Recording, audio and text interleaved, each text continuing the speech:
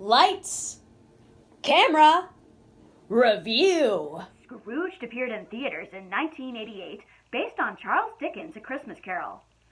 Selfish television producer Frank is visited by three ghosts on Christmas Eve. They show him his past, present, and future, making Frank learn a valuable lesson. It's fascinating what you can create with a concept that's been around for centuries. Scrooge resurfaces the classic Dickens novel in this comical story. This film always makes me laugh. The film emphasizes the importance of living your best life instead of holding on to the past. Bill Murray is always a standout in comedy, especially his trademark deadpan sarcasm. He improvised most of the film. Frank is a jerk who refuses to give anyone a break, especially on Christmas Eve. Taken back to several key memories, Murray was excellent with the character's emotional arc. He has a great talent for expressing vulnerability. The ensemble for any Christmas Carol film has an important role. Returning from the dead, John Forsythe's crippling makeup as Lou Hayward is both creepy and unimaginable. I wish we could have had more of Zombie Hayward. No matter how small your part is, make it memorable.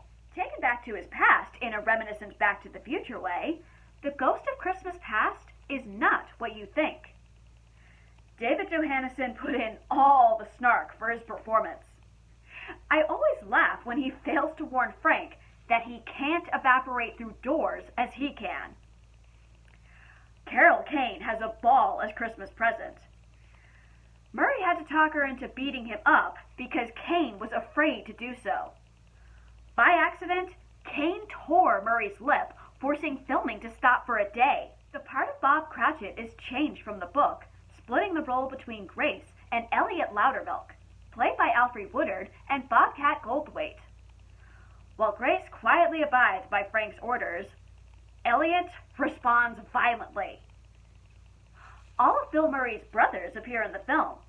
More credits include Karen Allen, John Glover, David Johnson, and a brief appearance by the late Anne Ramsey. Reportedly, the making of Scrooge was not a smooth ride. Murray and the late Richard Donner had creative differences. Scrooged is a modern touch-up that incorporates innovative changes to the story. It's always a good idea to find new methods to change any story or its characters. Special effects were incorporated well. I wanted to know how they did the sequence where Hayward squeezes Frank through a window and hovers over the big city from the first time I watched it. Critics panned Scrooged when it was first released. Scrooged is loud in contrast to the subtle, quiet atmosphere of Dickens' novel. I agree that some of the jokes run on or are forced, but I like Scrooge for its creative modifications. Why does everyone say the ending is cheesy? That's how A Christmas Carol is. You can never take away the message of this story. The ending of Scrooge is my favorite, with Frank making a humbling speech to his team. Christmas brings people together. Scrooge says it best by having everyone merrily sing a festive tune. Make wise decisions.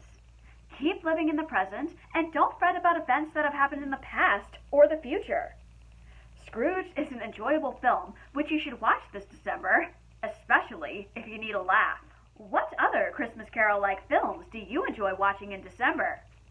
We have one more Holiday Fest film to talk about before Santa arrives.